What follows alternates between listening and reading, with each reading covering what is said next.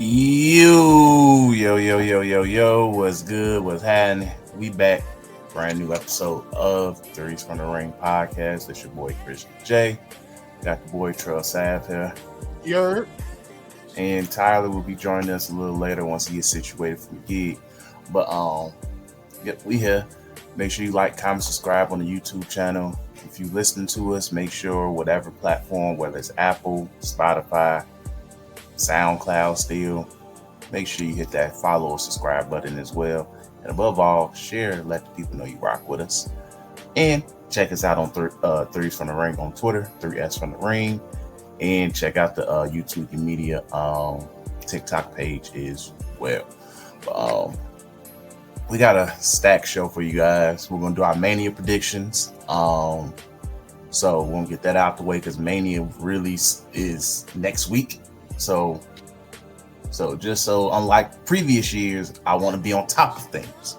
So overall, we will give that's out. That will be out by the time you guys listen to this, of course.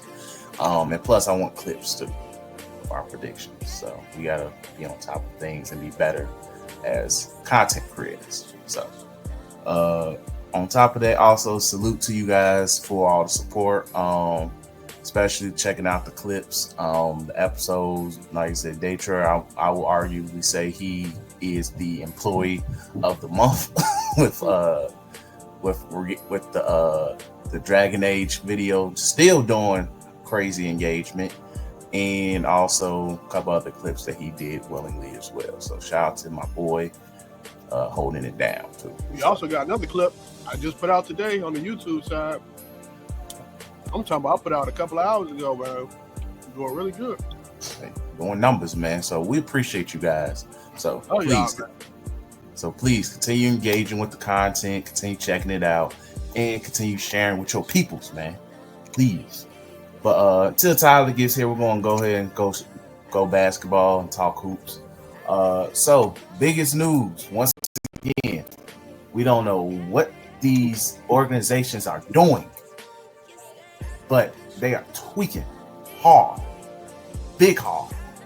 So with that said, the Nuggets cleaned house. They just outright cleaned house. We don't know why. They just outright cleaned house. Fired Mike Malone, fired Calvin Booth, and it's just like, damn, everything just went poof. So with that said, it is crazy right now. But Trey, I'll let you give your thoughts on it. Yeah, I think because of this, CJ McCollum and Grant Williams are going to get blackballed from the NBA going forward. It is the CJ McCollum and Grant Williams are the reason that CBA is in effect, and they are the reason players are getting moved and coaches are getting thrown out. Now you might ask, what does the coach and the GM got to do with that? Well, roster's construction right now is heavily dependent on that freaking apron. And you also not only making players happy with the team that you assemble, but you also making the front office happy, saying we paying these people this much and we in the middle of the standings. But I think really I think in Denver's case, this really goes about like Mike Malone lost the locker room and everybody was divided. And there was a report came out. Now I think Athletic is probably the most reputable because there's a lot of good reporters on Athletic. But this one I forget where it was from. I don't necessarily want to say it's true, but a report did come out saying that Jokic even didn't like the way that Malone was talking in the locker rooms and stuff like that, like being really heated. There's also a situation when the GM and Mike Malone didn't even like each other, which I kind of knew before even Mike Malone got fired. I knew the GM and Mike Malone didn't like each other because of the Westbrook situation. Westbrook getting minutes, and the younger guys want to be played. And especially in that situation, what was it? Who they was going against? When Westbrook game before he got fired, when Westbrook fouled the 3-point shooter. Oh, the crash out game with the Russ being Russ game. Was that the Warriors? No. Hold on, I'm about to check real quick. But keep going, though. Check. Whatever game that was, they said that was the straw that broke the camel's back, and they wonder why Mike Malone kept playing Russ even after that. But that's neither here nor there. I would say the Timberwolves game. That was the Timberwolves game. Yes. Fantastic game, by the way. The Timberwolves game. That was a double overtime. Jokic 60 triple. Right, 60-point triple double, and being one of the more clutch players in the league towards the fourth in the overtime quarters. Amazing game. But I think it came down to, be honest with you, I think this whole thing came down to is that the front office was like, I'm looking at the record, I'm looking at the standings. With or without Mike Malone, we not winning the championship. And then you blame Mike Malone for the loss of like the locker room, but you also blame the GMs for roster construction. So you just get rid of both of them. You cut that out early. But I think even though I can understand the firing, because like a lot of coaches say, they get hired to eventually get fired. So I completely understand that, coaches, the revolving door for coaches is really crazy in the league. But I think the dumbest thing Denver could have ever did in this situation was fire them a couple games before the playoffs, in which the West, the four, not four, technically 3 through 8 is all one game behind each other. Yep. And most of them is a half a game. And really, if the Warriors win, if everybody don't drop a game, which will kind of be impossible because I think a lot of them go against each other. They are playing against each other. Yeah, but if everybody say in a crazy situation, people really don't drop games, it will go in a situation where we sometimes really don't see in the NBA, in which the tiebreakers, which AKA the freaking regular season mattered in the Western Conference. It mattered crazily. And I think firing Mike Malone in that situation, because it's not too far-fetched to see the Nuggets in the play-in. Like, they lose. Jokic is that good. It's not going to happen. But it's still a possibility. And then it's not too far-fetched that they lose in the first round if they go against the Timberwolves, if they go against the Warriors, if they see the Lakers, if they see the Clippers balling right now. Like, balling. Really, really quiet. So I think it was a mistake. You keep him, you fire. Because I don't know. I'm pretty sure you thought the same thing. Mike Malone probably getting fired once the season is up. I'm pretty sure you thought about the same. I've thought about it and chuckled, but then reading the article in the Athletic, I think it was where they said, look, the plan was to fire him after the playoffs unless they made the finals and won. Wow. So arguably it would have took at least a bare minimum conference title run for his job to be secure, but they were going to let him go regardless. And just for me, just looking at it both ends, do I believe Mike Malone's a top 5 coach in this league? Yes. There's not many people who I believe who are actually good coaches. This is not a Taylor Jenkins type situation where it's like, oh, Taylor Jenkins, he cool, but replace him, you'll be fine. Mike Malone, I feel, is generally a good coach in terms of just, look, adjustments is pretty well, motivates his team, and then the stuff I heard like, oh yeah, he showed favoritism to Jokic. And guess the hell what? Boo-hoo. Oh God, favoritism to my freaking Serbian freaking savage of a player too. Shoot, he's the best player in the league. Yes, I'm gonna show a little favoritism to Jamal Murray, unfortunately. But that's because these guys got me to where I'm at. Shit. I'm pretty sure, even in the Heat organization, Bam Adebayo's getting favoritism. Tyler Herro's getting some form of favoritism. There's not a great team that don't favoritize their stars. It's just, I feel like, yes, it caused a divide in the locker room, especially because, once again, I'm just going to say the quiet part out loud. This is what happens when you sign Russell Westbrook to your fucking basketball team. Simple as that. We're gonna have, look, it's time to have an honest conversation. It's time. I love Russ. But post OKC, that man is literally a locker room cancer because coaches got to find ways to appease him. And then if it don't work, their ass is grass. Mike D'Antoni, unfortunately, even though I think the Rockets were going to implode anyway. Yeah. But it was still, he was the kiss of death. End all be all, he was the kiss of death. What's crazy, his Wizard tenure is probably his second best post OKC time. And that's because and guess Ronnie what? was messed up at that. Like, yeah. Look, but Scott Brooks got fired after that. Kiss of death. Goes to the Lakers. Get fired after that. Goes to the Lakers. Now, part of that is a mix of just our boy, what's the Lakers GM name again? Shoot. Rob Pelinka tearing that roster apart that fit what Frank Vogel wanted.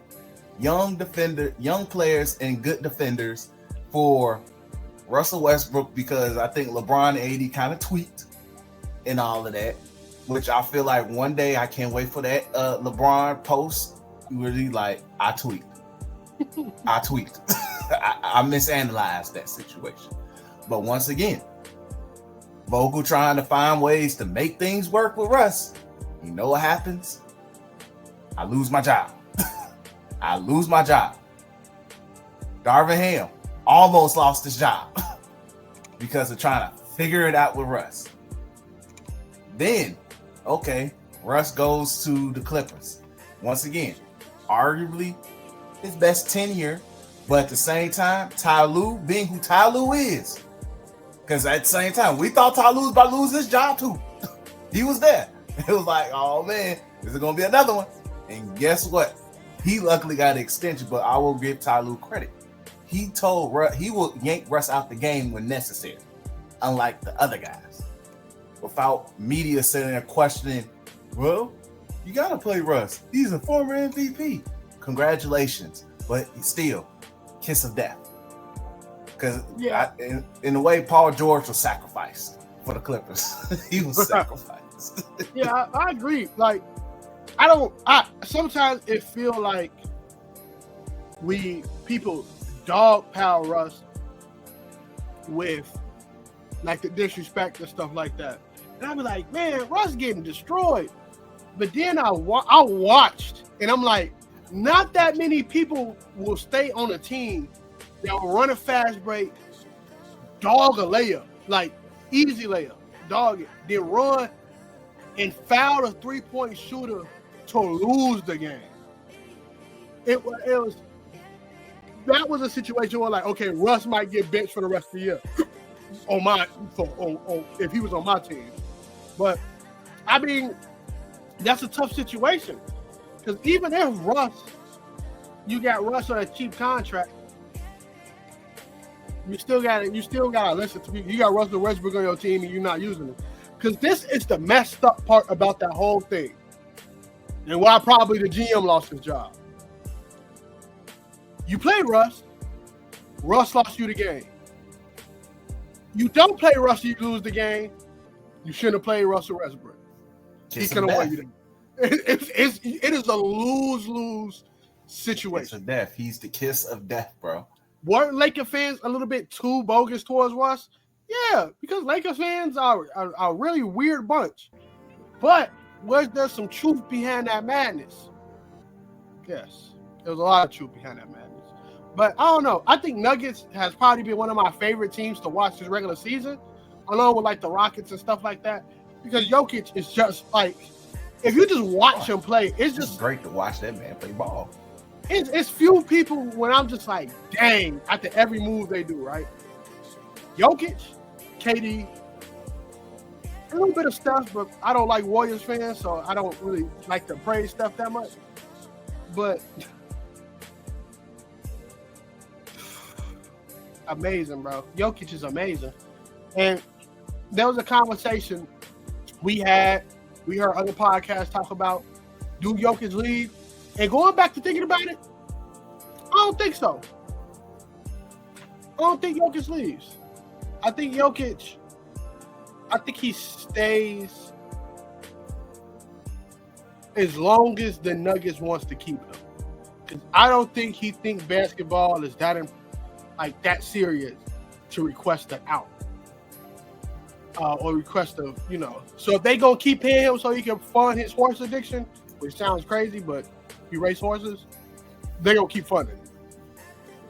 Or his brother's hyping up the Serbian mob. Don't forget, man.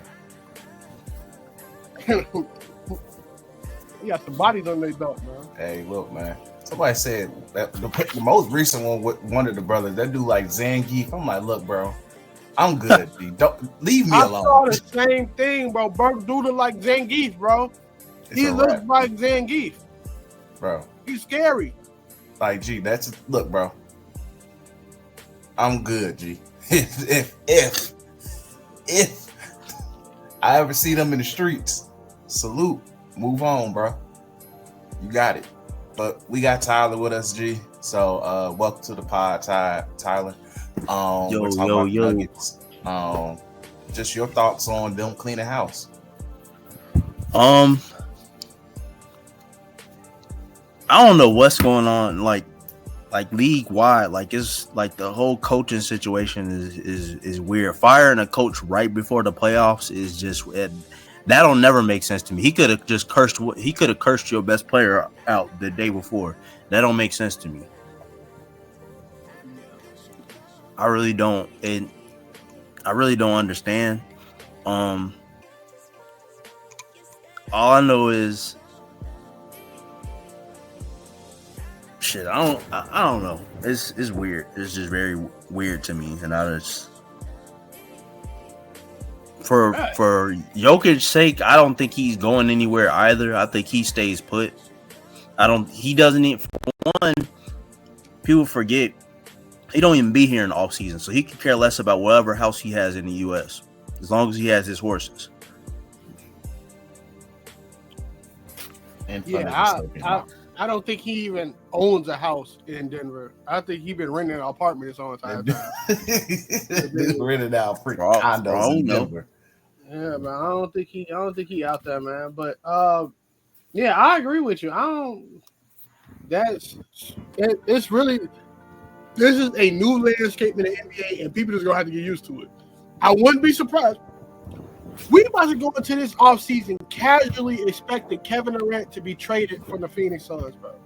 But we expecting it. I seen something about they possibly may be able to offload Bradley Beal's contract or buy him out with some type of new provision or something that they got. Clause or something. It's not like it's basically like new age amnesty almost. It's not you about to buy out a $58 million contract? I think they said it's gonna be less though. No, whatever this new. No, so the first year. I know what you're talking about. I gotta put it in the chat, but the first year they eating $50 million. Then from there, they eating like 18 million. That's still nasty work. Yeah, that's still like 70 mil. First team all bag finesse? Is he going first team all bag finesse? Hey, G, put his agent in the Hall of Fame, bro. Man. The crazy thing is, though, the only thing that's wrong with Bradley Beal's deal is that it has a no trade clause. That's literally the only thing that's wrong. Because the money that he got, he was owed. Washington owed him that money. So I'm not mad at that. Kept his ass there. But the no trade clause, you said what? He should have kept his ass down. Like Chris said, I just broke the curse streak. No, ass is a donkey. I did not break the curse streak. But he should have kept his butt there. There's no reason Bradley Beal should have a no trade clause in his contract. Ever. But nigga, I think Bron's still the only one other than him in the league with a no trade clause, bro. And Bron does. He get that on GP. You just get that because he's Bron. Bron, and I think Steph has one too. No, Steph don't. I don't think Steph got a trade. The only two, it's only two players, maybe three, I say deserve a no trade clause. Bron, Steph, Jokic. The only three. Anybody else, salute. Salute, man. See you. Yes. It's literally LeBron James and Bradley Beal. Them are the only two people with a no trade clause in his contract, bro. that nigga Matt Ishiba and James Jones thought they were about to get a chip, bro. Cause ain't no way I'm getting Bradley Beal. James Jones man. James Jones went from arguably one of the best GMs in the league to like, hey, bro, what are you doing? I ain't gonna hold it. I was just gonna say that's gonna hurt him. Bro, KD is going to get traded, right? So now you got to look at Mike Budenholzer. Can he coach this team? And then do you want to say I fired Devin Booker's seventh coach? Like, it ain't like it's Devin Booker's fault. Exactly. Like, so that means you fire like 7 of Devin Booker's coaches. I could be lying. I don't really know, but you fire most of his coaches, right? So you either gonna fire his coach again, or you gonna look within and be like, hey, James Jones was good, but we gotta let you go. Gotta go. Because or you just completely clean. If I'm Phoenix, it's crazy. You might want to change the things to Phoenix talk. But if I'm Phoenix, I got one. if I'm Phoenix, I'm cleaning house completely. Yeah. I'm shipping Devin Booker. He's the greatest Phoenix Suns of all time. Lick my butt, bro. I don't care. I'm shipping KD. And if Bradley Beal want to stay here, let Bradley Beal stay here. He will get bought out eventually. Or somebody will bite on the Bradley Beal contract eventually. But I'm getting, bro. KD can get you 1 first-round pick. I know he's like 36 or something like that. Cause you can't expect the haul for KD. Devin Booker, though. Devin Booker you can get the bag for. The Heat will give you assets for Devin Booker. Who else? You just looking at contenders. Memphis will give you assets for Devin Booker. Ooh, yes. The Rockets will give you assets for Devin Booker. Clippers will give you assets for Devin Booker as they, retool on their end as well. Because this is probably the last time we see Kawhi and James Harden play with each other. But and then, shoot, if I'm Devin Booker, I'm like, yeah, trade me to the Clippers. God darn it, Ballmer loves to spend that $200 billion that he got, bro. He loves to spend that money. So, if I am Phoenix, I am blowing it up. There's no, because you don't have a choice, really. There's no other route for you to go. You aren't getting a superstar for superstar with KD. You're not. All the good role players are most likely sold up with contracts. So if you throw KD to a contender, say you throw KD to the Rocket, you're getting Reed Shepherd. You're not getting the Thompson twin. You're probably getting Reed Shepherd, Tyree Easton, and a couple of picks. I'm gonna give you Jabari Smith, Reed Shepherd, and maybe Tyree Easton. Maybe. Keyword maybe. And you probably get a couple of pick swaps and stuff. You still in play-in conversation. Keep it a being with you, bro. That's play-in conversation. Devin Booker Cole, play-in conversation. You trade him to Memphis, same thing. Desmond Bain ain't gonna help you win a championship. Play-in conversation, bro. Like Clippers, play-in. I didn't even think about Devin Booker and Memphis might be nice, but they in a situation where they need to get a decent coach again too. I mean, I don't even think they can really afford him in Memphis unless they get rid of a lot of people, but I was just giving out teams because I think Jared Jackson got his money and Ja probably do his money in like 2 years. So I don't know if they can really afford Devin Booker at that point. Yeah, but I forgot about that. I'm blowing it up. Look, bro, Devin Booker going to market. The Knicks are going to give up some stuff for him. If Brooklyn don't land Cooper Flag, they definitely giving up stuff for him. There's so many things. The Bulls probably give up. Jerry. Hey, the Bulls got players.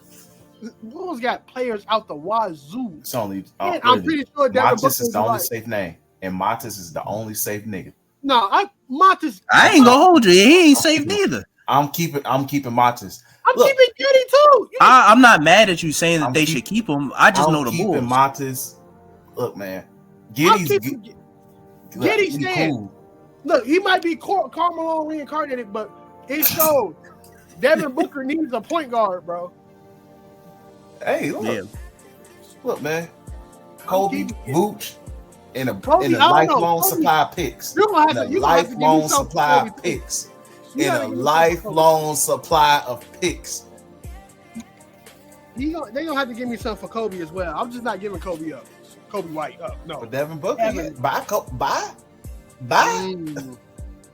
After All-Star break, Kobe White be going crazy, bro. I don't know. You can take Lonzo on his legs. Well, yeah, Lonzo's gonna be part of the trade too. Like I said, look, man. Look, like I said, Monta's really the only safe player. If we can keep Giddey, cool. But Kobe, bye. Vooch, peace. Lonzo, I'm just letting you know, have when it fun. comes to the Bulls, ain't nobody safe. To me, Monta's the only safe. That dude is a hooper. He is though. Like Vooch gonna be on the team next year. Who? Is Vooch Vooch probably get Vooch probably. When is Vooch got 2 more years on his contract. I think they give him an extension. That gotta be cap, bro. I'm about to look check. it up right I now. believe he has 2 more years left. He's not an expiring contract. I'm checking his contract right now. Hold on, because I feel like he just recently got new money. He signed a 3-year, $60 million deal. He has 1 more year left. Next year, next year's contract expiring. They can And move it's a that. very easy contract to trade. So, Oh man, yeah, that's crazy.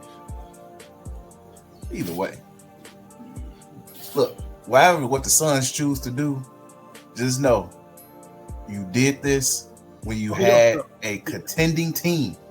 You was fine, and you just said, "Hey, Let's roll the dice." y'all, look." What went wrong was when you said we got to get Bradley Beal.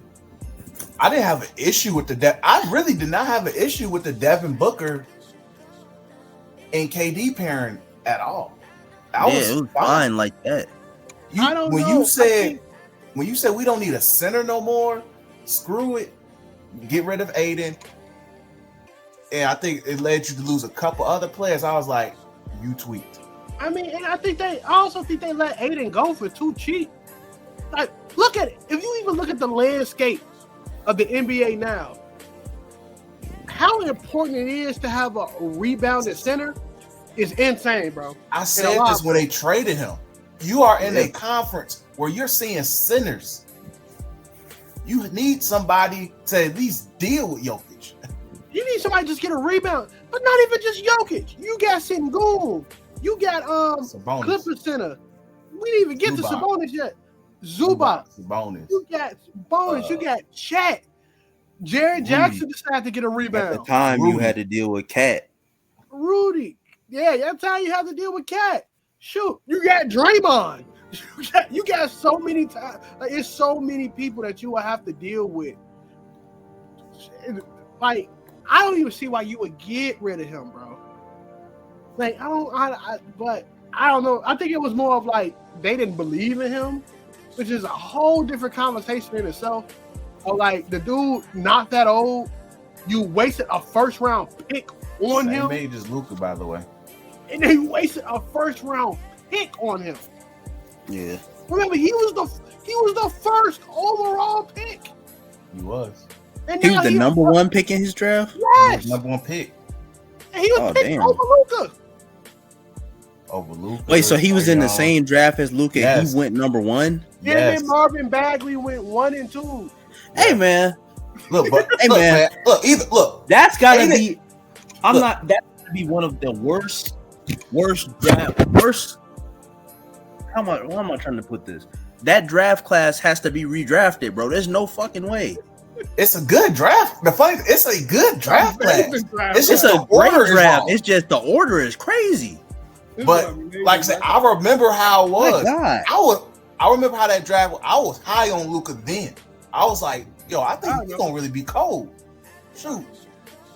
But most people was high on Trae Young. But I think Trae Young was because he was undersized and his defense was a liability. Most people touted Luka as just like, look, it was like he's foreign. So it's just we're unsure if he should be number 1. DeAndre Ayton was whooping in college. He was raw as hell. Marvin Bagley was just the last Kentucky great too. Yeah. No, he do great. Marvin Bagley was just raw. I don't know about what college he really went to, but no. Also with Luka, they like a lot of the scouts thought he was gonna be fat and slow. Wasn't necessarily wrong. Was in his most shape. Wasn't necessarily wrong, but they didn't think he was. They thought he was going to be like a really bad defensive liability. Wasn't necessarily wrong, but if anybody, because I recently saw like Luka and what he was doing back in his hometown. Hey, torturing grown men. Torturing grown. Hey, look, man, I don't think Daytra remember this, but when them 2Ks that had the EuroLeague teams on there, and we randomly picked them. Luka was on there. Yes, I picked Madrid and was cooking them with Luka. I didn't even know who he was. I was just saying Luka. My homie from high school, he was telling me about Luka for like a long time. He was saying that at the time the Bulls should have picked him if they had a high enough pick. I was like, I don't know. Because I wasn't really paying attention to him like that. Like that last year, he was playing for what's the name? I was like, okay, I see what you mean. But that's crazy though. That draft is like, we've seen some draft classes be out of order, but that might be one of the like the top 5 like most out of order draft classes like ever. Yeah, definitely was. But that's crazy. I did not remember that they was in the same draft class. Yes, that was the it's a good draft either way. But I ain't mad at the Suns because I think that was another thing. It was more along the lines what it was a case of would Devin Booker and Luka work well together. I think that was one of the main stories. In hindsight, yeah. I think in hindsight they could have. That was one of the main things then. But it makes sense because I don't even think they had. Who was their center at the time? Alex Lynn or somebody? Probably. Who knows? But either way, point is, the Suns had a good roster. James Jones got hold of that roster, got Chris Paul, Monty Williams coached them up, coached everybody up. You drafted well because you got Mikal Bridges. You had Cameron Johnson and a couple other good players. And then you just said, okay, we lost the finals. Okay, next year, injuries kind of played a role, but you were still a good team. You were still very much a good team. You lost, I think that's the year they lost I think they lost to the Pelicans. It was either Pelicans or Mavericks. I forgot which one, but they lost to one of them teams. I think it was the Mavericks. The Pelicans gave them a hard time. Yeah, the Pelicans gave them a hard time, and then they lost to the Mavericks. Okay, following year, things a little weird, as I call it. That was when Monty Williams and DeAndre Ayton didn't rock with each other. Ayton was like, "Look, I want my money, but also I don't want to be here." And the Suns was like, "No, but here's your money." But then they kept neither of them. And then, either way, kept it going. They made it work. And then Kevin Durant became available. That's also when the team got sold. And then after that, dude said, I want KD. Okay, you got KD. And then you trade Chris Paul, went somewhere. No, wait, I think Chris Paul was still on the team. They just traded Mikal Bridges, Cameron Johnson, and somebody else. Yeah. Then you screwed everything up afterwards. That's really all they need to go back out and do. You needed to find another big because, like, again, you gave up Aiden for almost nothing. You gave up to your best wings. You know, obviously for Kevin Durant, but that stuff like that is still in the West. You need that type of stuff. I mean, they thought they was gonna be able to win the championship, and that James Jones gonna get fired, but that's Matt Ishima. That's fully Matt Ishima's fault because he was vocal on getting KD. He was vocal. As soon as it was clear he bought the team, he said, "I want Kevin Durant," and then like, all right, because we was very critical in Brooklyn of like, look, just trade the man, just trade him. But man, is what it is. But let's go ahead and move on to the remaining teams that matter in the playoffs because the Suns are not going to be there. Knocked out. They got 30 ball out the playoffs the other day. I got a freezing cold take. I'm like, bro, KD and them go get them in the play-in, bro. I ain't gotta worry. That take is freezing cold, bro. Stone cold. I was thinking about that as soon as that clock was. I'm like, hey, I really thought they was gonna be able to scratch a play-in time. He was like, is KD gonna sit out for the rest of the year? Yes. Yep. Got him out of there. So they make sure my ankle right, bro. That man said they make sure everything right, bro. But let me make sure nothing else happened to you before we trade you. But either way, it's rather unfortunate. But pretty much as we enter the final days of the regular season, like the final weekend, because look, if these next few games all matter for the rest of these teams, at this point, looking at things, let's just look at the East because the East is the most safest, easiest to analyze. Cleveland's comfortably the number 1 seed. Boston comfortably number 2. The Knicks just lost to the Pistons again. And if the playoffs start today, they will be seeing the Pistons. And the Pacers and the Bucks are pretty much looking to be the the 4 or 5 seeds at this point comfortably, unless Detroit catches up with the Bucks, which is possible, but not really too far-fetched. With the play-in looking like it's Orlando, Atlanta, Chicago Bulls, and the Heat. Let's talk about the Heat real quick. Tyro Hero. Hey, yo. Idiot. Hey. People talk about low IQ basketball. I used to think, when have I ever seen like some real low IQ basketball? That was low IQ ball. That was terrible. That was look, bro. Look, only time I seen something like that was on the league, and I was desperate. You know those games in the league where you like, I gotta heave something. I need something. I need something. And literally, that was one of those. I was like, bro, like that was a very key play. You already down 4. This man said, "Let me just get it to 1." No, you have an easy layup. Take it. Take it. But Crazy thing is, he ain't the first person I've seen do that. I know, but in that situation, it just looks so bad. Yes, it's a difference between like, oh, it's the first quarter, 5 minutes into the first quarter, I'm gonna do some numbnut shit. But it's different when clutch point of the game. This game is very crucial in terms of us either getting home court for our playing lives, or we on the road. Especially when you probably going to play the Bulls anyway to try to get into the playoffs.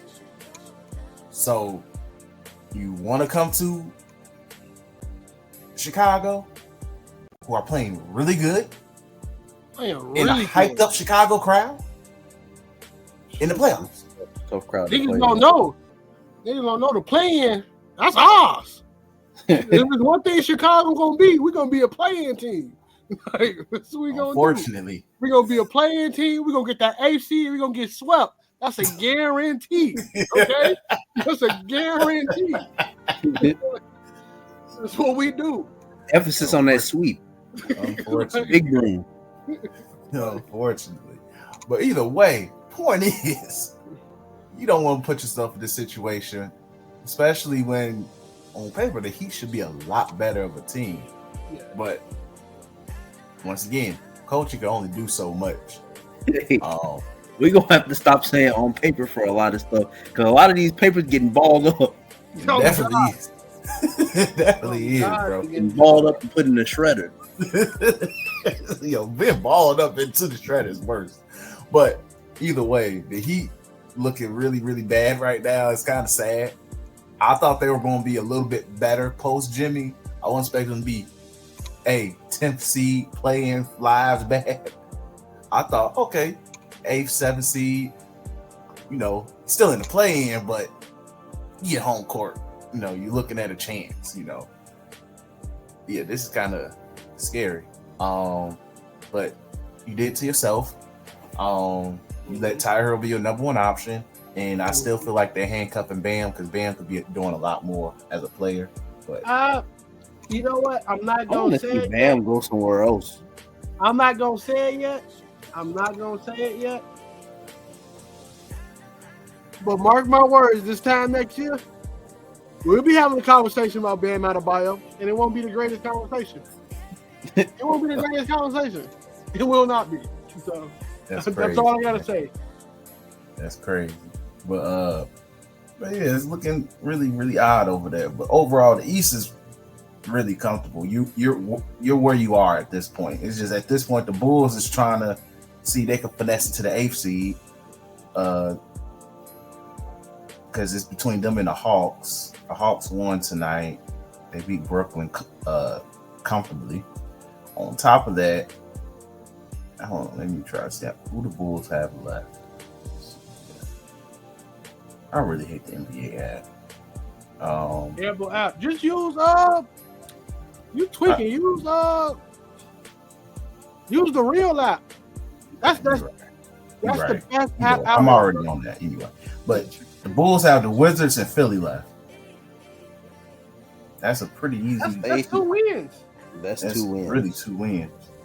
Philly is a tricky game code because them young dudes on Philly.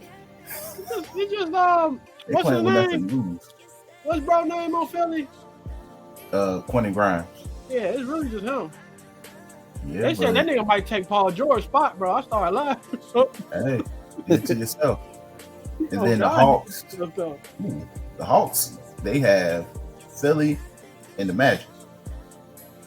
So might lose to the Magic. Funny. Those got Philly and Magic. Yep. They might lose to the Magic because ain't Magic a play-in team too?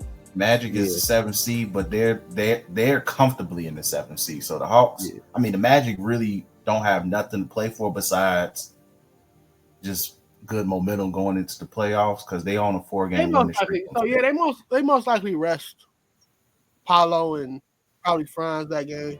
Depends. But I want to say this: a lot of people talk about and they look at the rankings, how garbage the East is. Correct. East is garbage, but it's still some entertaining ball going over there in the East. Definitely is. Nobody expect the Pistons to be the Pistons right now. Nobody expected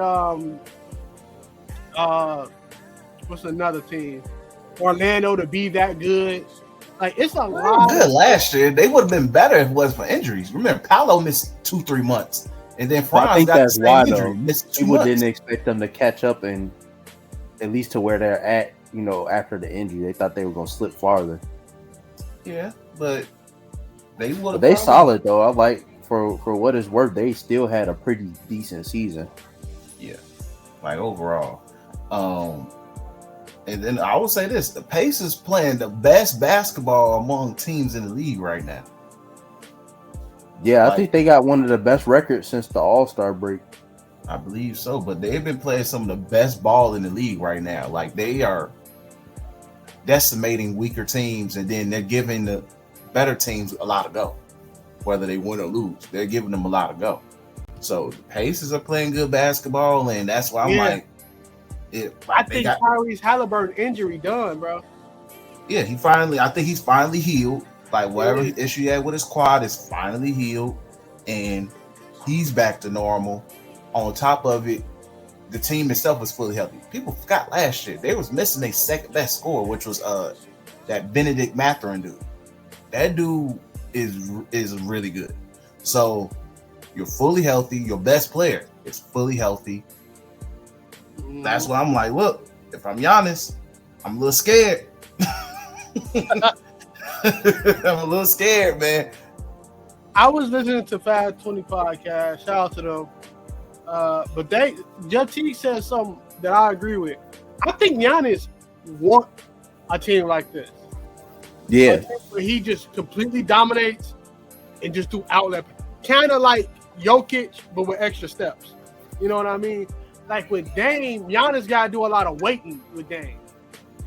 With this team, he got to do is around him. Like he had to do a lot of waiting with Drew Holiday. Because Drew Holiday, you know, he ain't about to be dribble, dribble. Hey, set the screen for me, dribble. No, dude, how are they going to give it to Giannis? You get the I'm hell gonna out make the sure way. I'm on the outside for the three or like mid-range or something, and I'm gonna get back on defense. You know, if Giannis need me to switch, I'm gonna switch. You know, things of that nature. Dame that ain't the same thing with Dame. You know what I mean? But the good thing about, I would say, That dog. no, that's the dog. The good thing about the Dame situation. Oh, let me say this in case I need to make a TikTok out of it. Let me get the pause so that I don't have to edit that part out. The good thing about Dame's situation is Dame can slow the game down for Giannis. So Giannis is going to miss that. Because come crunch time, niggas going to say, Giannis, you either shooting that three or we triple teaming you in this hole. There is no difference. Like, there's only one option. So, and he will miss Dame for that if Dame don't come back for the first round. But I think Giannis wants this. I think because he's the underrated season. He if he was like top 3 in the East, he would be probably an MVP candidate. He still is an MVP candidate now, but he would be in the talks. Jokic and his numbers, I think they're better, or at least on par with his MVP seasons last. They're better. And he averages 30. I think he's better. He averaging his average numbers is crazy. His numbers are insane. His numbers been insane all year. Like, arguably, he's having quietly the best season of his career right now. So, there we go. Let's see. Giannis's numbers. Let's see.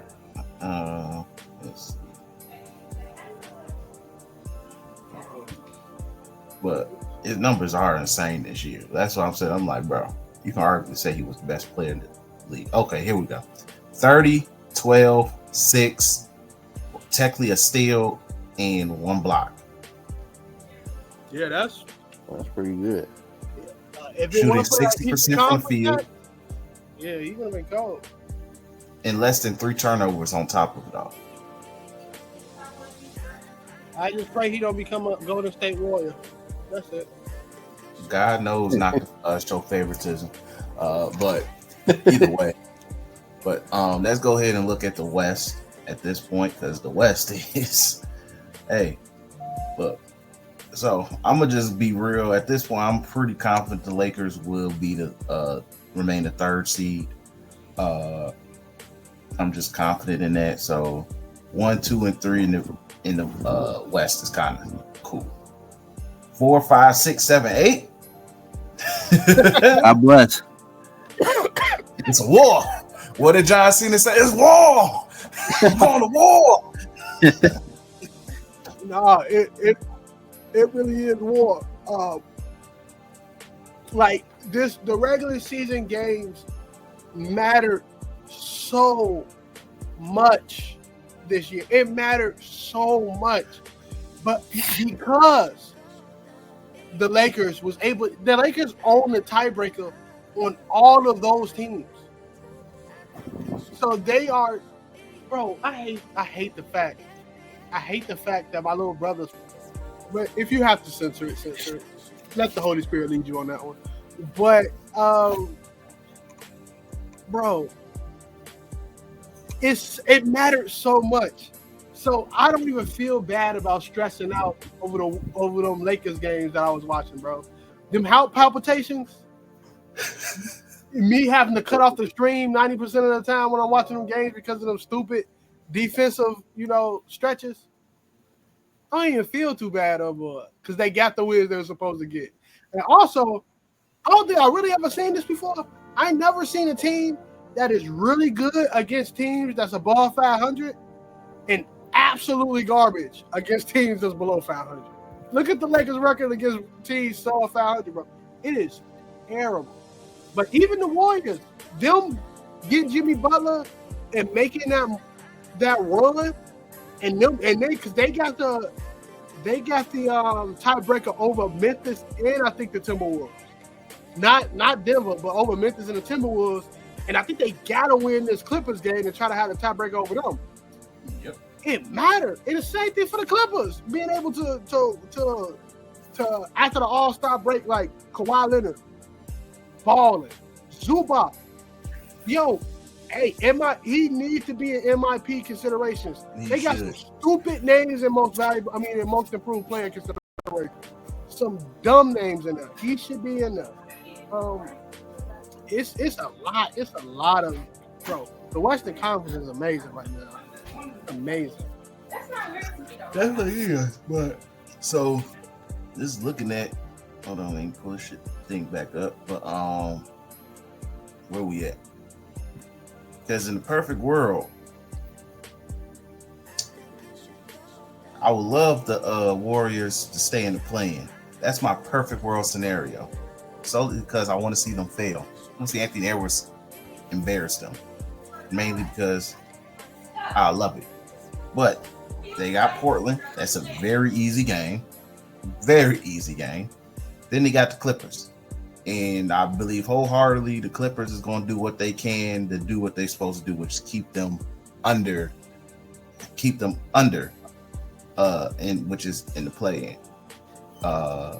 Especially because I think the Clippers, they want to just maximize their seeding. Now I do feel bad for the Grizzlies. Feel really bad because they still got Denver and they still got Dallas left. Yeah. Who, the Clippers? Yep. And they playing the Timberwolves They right got now. They got the no, you talking about Memphis. Yeah, Memphis. I thought you said the Clippers. Yeah. I'm watching the Timberwolves game. Yeah. I don't know how that situation is gonna go. Somebody gotta be the 8th seed. I mean the 7th seed. So Yeah. But hey, we'll see where things go. But overall, my ideal situation is how it is now. I would love to see Nuggets versus Clippers in the first round. But yeah, like I would love to see Clippers Nuggets in the first round. Lakers Grizzlies would be entertaining. And then whoever survives the play-in, I would love a perfect scenario where the Warriors just fail though. That's my perfect scenario. They lose to the Timberwolves. Then for some odd reason they lose to the Mavericks. I would love that. I would love it. So, but either way, the West is hilarious right now. But yeah. Anything y'all want to add before we move on? no, I'm good. All right, cool. But enjoy these hoops this weekend because hey, the next week we in play-in mode and then we go into playoff mode. But let's go ahead. We're gonna transition to wrestling. Like I said in the beginning, we're gonna do our Mania predictions now. One, get out the way. Then we get clips up. So, but before we get into Mania, did AEW do anything? They did have Dynasty. AEW Dynasty was this past weekend. And what did they do? They brought a lot of people slapped Ricochet in his head. That was funny. We're not talking about black men emasculated themselves. Okay. Okay. So yeah. we kind of do have to bring it up though. Unfortunately, I'm not bringing that up because it's not worth something. No, I'm not talking about that specific one, but another brother. Look, man, shout out to the Young Bucks is doing God's work. Let's put it that way. They were doing God's work. All I could sit and say was when I saw that photo, shout out to that Facebook page, wrestling page. When I saw that photo, brought tears of joy. Because he don't deserve things. He don't deserve things. He don't deserve nice things. Especially when you attack the OGs of Black Brethren and all of that. Yeah, he has old school ways, but that's why your ass is where you are and you're doing Vlad TV in the industry. So with that said, shout out to the Young Bucks. I will never say this again, but shout out to you guys. Y'all did God's work. So shout out to y'all, man. So that's what AEW did. Young Bucks came back and they did God's work. So shout out to that. And unfortunately, Moxley still holds that belt. Have fun. They're saying he not dropping that belt no time soon either. So have fun. y'all version of Brock Lesnar. So God bless. Yo, don't disrespect my goat like that, man. Even though my goat has That's what they wanted. a urine fetish and all of that. Don't disrespect my goat by comparing him to Moxley, G. No. They've been pissed though. They was mad. Hey, look, man, that pun was unnecessary. Hey, yo. Hey, yeah. They've been mad though because they haven't seen like the belt like on TV since what, like November or something like that. He be on TV. No, they like literally mad that the actual belt hasn't been there. Okay. So I guess he's been carrying around in a briefcase. So I'm like, he's still there. John Moxley is literally there almost every week. Look, man, who cares? But they did something, man. But yeah, moving on. Let's go ahead and get to our Mania predictions. First, foremost, before we get to that, prayers to Kevin Owens. The more and more I think about it, I think this man is legit not coming back for a minute. So prayers to Kevin Owens. We want the best for our man. One of the best, but yeah. But as I pull up this Mania card, Mania 41, because at this point, I don't think they're adding anything else to this. New Day and Viking Experience, right? It's probably gonna be a tag team match. Yeah, that's probably the only thing you add. We don't know. It's rumored that the Street Profits going to defend on the Saturday before WrestleMania. Friday before WrestleMania. We don't know, bro. I just saw a tweet that I'm most likely not gonna repeat. But people are I knew they was gonna do this for this Mania. I knew it was gonna happen. Because no matter what, people are gonna bring race into this card. They said there's only 2 black men performing on Mania. And I'm like, why do they always take out the women when they talk about our culture? Because they don't care about the women. Literally. When there's 2 black men, 3 black women, and the 2 black women has the first non-title women singles women match on Mania, bro. Like, I don't care what niggas saying, bro. And this, like I sent it into the chat the other day, this card shapes up like when you look at it, this could be like a top 5 Mania ever. Pretty much. Just based on paper. Yeah, this is a really good card, but hey, we'll figure it out either way. But if they do add the SmackDown tag ties, which I think it's a good chance they will, we'll see what happens. It'd be nice, so y'all can shut up. But if there's a tag team title match that should be on there, it should be them. But in the New Day, y'all just have fun on SmackDown before. But we'll see what happens either way. But at least at this point, I'm just gonna safely say the Street Profits should be retaining. We'll see. And then New Day have fun with them tag titles. And there we go. So we all in agreement. Cool. We move on to the actual card. All right. So let's go ahead and just get this match out the way now. Chad Gable versus Rey Mysterio. Should be a decent match, but I'm not gonna lie. I really wasn't. It was kind of surprising me that this match ended up on the card. Me as well. Datra's reaction is enough said in itself. His reaction is enough in itself. I think they wanted Chad Gable on the card, and Rey Mysterio put butts in seats, especially in the West Coast. Yeah, simple as that. That was a business deal. Simple as that. Oh God, that was on Ray contract. I got to be at 41 or 42, like something, bro. All right, moving on.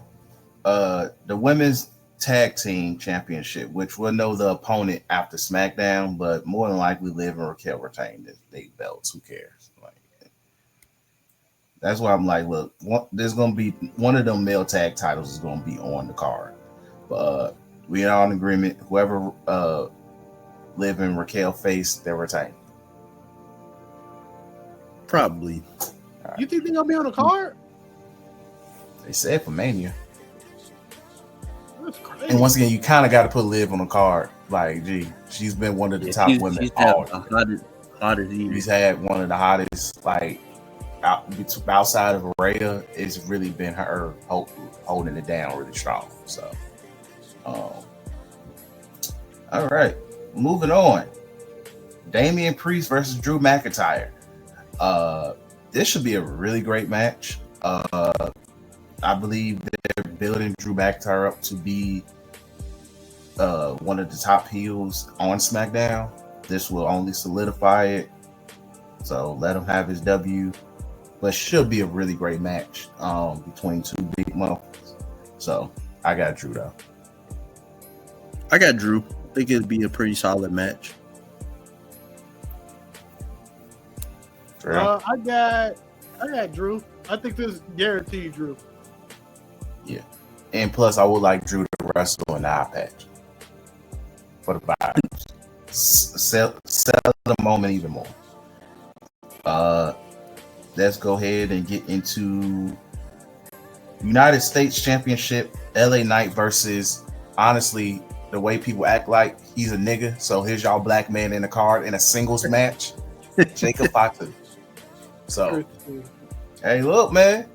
The way people act like that, y'all say he black. So even though he's very Samoan, but Jacob Fatu representing 4 black men in a singles match. So I feel like Jacob wins this match, barring solo interference, but I believe Jacob wins. Yeah, I got Jacob. I think he it's definitely gonna be I think this is the match where you're expect like for that newcomer to get his moment type of match. Mm-hmm. So this is definitely a good setup for him. I also got Jacob, but I wouldn't be surprised if Solo interferes and costs Jacob the match. Yep. Yeah. Jacob with an asterisk. Pretty much. Moving on. The IC title match.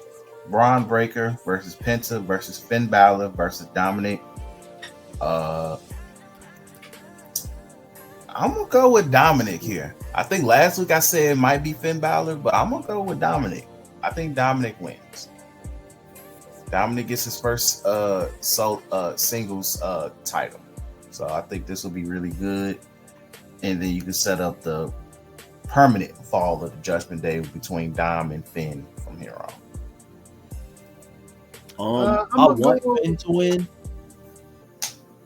but I think Dominic pulls it out pulls the rabbit out the hat on this one. I'm going Penta. Let's change it up. I ain't mad at that neither. Like, go ahead and let him have his moment. There. Overall, this might be one. I'm putting this as a dark horse for match of the night too. Facts. Next, we're going to go ahead. AJ Styles versus Logan Paul. I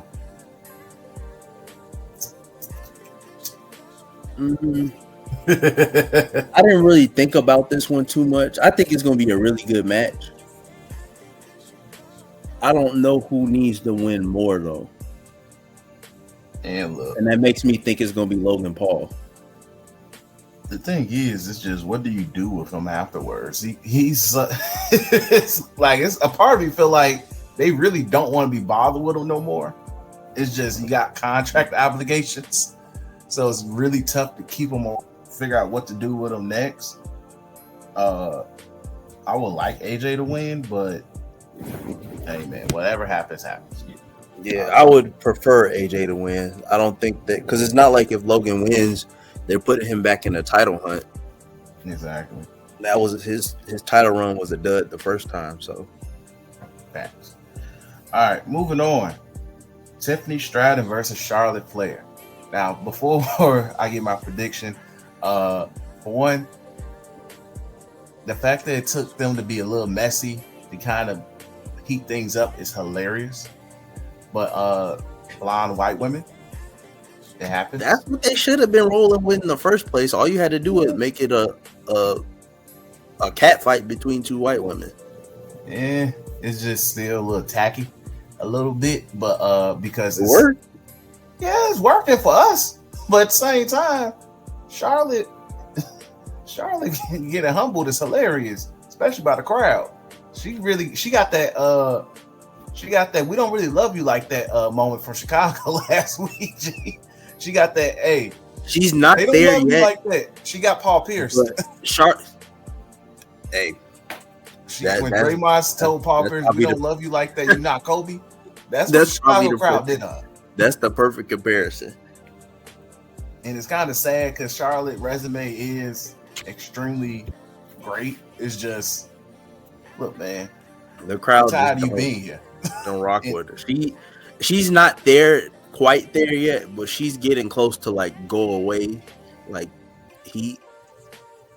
She's getting there, and it's mainly because of the booking, which it's just. I don't think it's the booking. Like, I just don't think that they rock with Charlotte.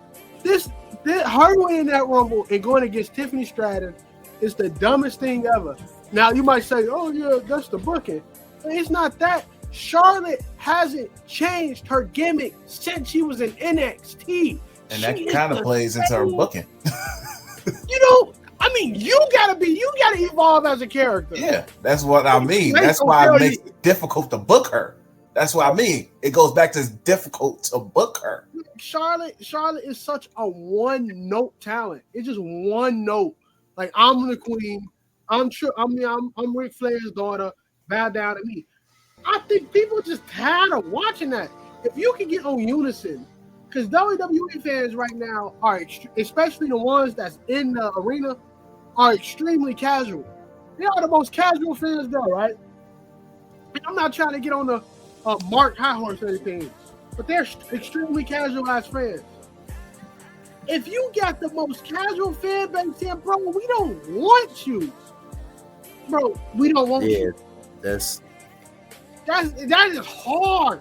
Even Logan Paul gets like how he fun boos. Like, he can get through a promo. Dominic, when he was doing that boo and he couldn't get through a promo, that was playing onto a stick. Niggas literally just don't want to hear Charlotte. And she's fighting a clone. If anything. And she's playing on to it too, which makes it worse. It's like, stop coming out with the same clothes and stuff. Like if anything, if absolutely anything, if I was there, Charlotte wouldn't win the Rumble. She wouldn't win the Rumble. And also, what I would have did, I would have had Charlotte play the mentor-mentee thing to Tiffany Stratton, and then Tiffany turns on Charlotte, or Charlotte turns on Tiffany, and you throw it there. And then you can have mentor versus mentee at Mania. But, Charlotte legs was ground beef, so she couldn't beat us. But still, like, I would have made her wait right, because now it's like, now WWE got to deal with these niggas not that professional situation going on. Because that shit wasn't professional. At all. Shit wasn't professional at all. And the thing is, like, once again, it kind of starts back with Big Charlotte. Like, yes, I was one of them, even though, like, yes, I predicted this was going to happen because I know how they're forced to book her. Because everything dangerous, I don't disagree with. It just goes back to, we're forced to book her this way. We have no choice. We are in a box because she wants to be one note. She has to be in the title scene. She does not want to play the back seat, which is why, compared to the other 4 horsewomen, it's like, dang, where's the growth? We've seen Bayley actively play the background. We have seen Becky actively play the background, help set up other talents. I hate to say this, but her and Mercedes are the same person. It's just different skin tones. They both want the greed. They both want the titles. They both want the W's, and they ain't trying to build nobody else up. Yes, you can sit there and say Sasha did help Bianca, but she did run from her twice, and which screwed up some of her booking. She should have showed up to work. But it's a different subject. Charlotte just wants the belt. She just wants to be around the title, and it's annoying. We can't even imagine Charlotte in a grudge feud unless it's with a Becky Lynch. And even then, Becky don't want to work with her no more. You have to separate them on separate shows. I'm tired of seeing Bayley versus Charlotte. We've yet to get Bianca versus Charlotte, and we already know that I'm scared to see that might be a freaking mess fest. So, yeah. But anyway, let's get back to it. I would love to see Tiffany Stratton win this match. It would be great for her. But once again, what do we do with Charlotte afterwards to keep her away from this belt? Can she be distracted? Is she willing to fight Chelsea Green for a couple of months? But that's why I originally said I think Tiffany Stratton should win this match. And if you are eventually going to put it back on Charlotte, you put her on the chase for a while. But that's you put it back on Charlotte. Let's keep it all the way funky. You put it back on Charlotte because my thing is I try not to do this with wrestling because then I start to hate what I'm watching. You put the belt back on Charlotte, then what?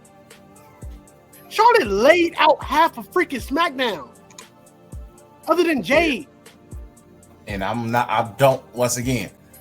scared to see what shenanigans she pulls off.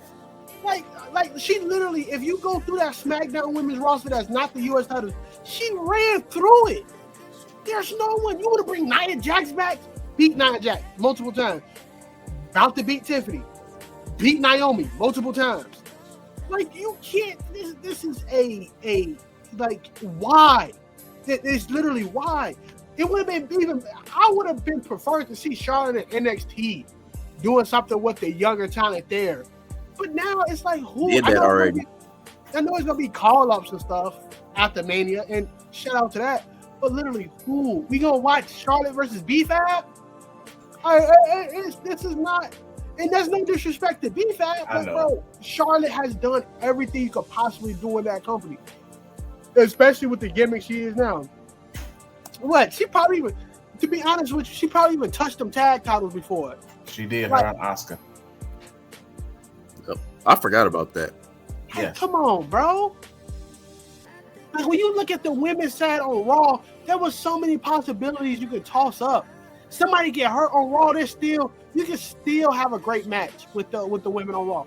On SmackDown, just because of the gravity that Charlotte pulls, nobody want to see what's next for that match. I want to see what's next for Charlotte. If she needs to lose, I agree. It has to happen. It's not even like a hating Charlotte thing. I can care less to tell you the truth. She needs to lose. I don't want to see another Charlotte title reign. I don't want to see number 13, 14, whatever it is. Because them joints don't even matter. Like, nobody's asking for it. Not even the Charlotte stands. Usually you see the stand bases fight for theirs. I don't even see Charlotte stands fighting, bro. Because even they know. Even they know, man. Like, yeah, but either way, we all in agreement. Tiffany has to win. It's literally, she has to. She has to. Because even factor in call-ups, because they just say automatically assume, like, we already know Roxanne is probably definitely getting called up. That's a gimme. That's a huge gimme. Roxanne. I do Roxanne. Probably Roxanne. Lash Legend might get called up. Yeah, I definitely do Lash and Jakara. I do Roxanne, Lash and Jakara. I'll do Look, man, you might as well just bring up Gigi Dolan and the other girl from what you call it. So they've been sitting there for years. G, dang. The other girl that was Toxic Attraction, bring them up, bro. They've been sitting there for years. You gotta go. You just gotta see something. But the NXT roster has plenty to work with.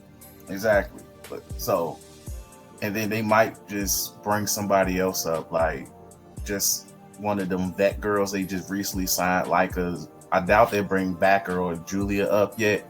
But I mean, any of them can come up and immediately become a star, though. Yeah, like I think Jordan Grace sticks around a little bit, but I think the other one, the swole one, I think her name's Zarya. Bring her up.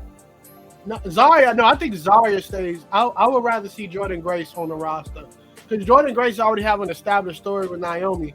And you can pivot from Jordan Grace to Naomi after the Jade whole thing is over with. You could, yeah. But either way, you can see where things go.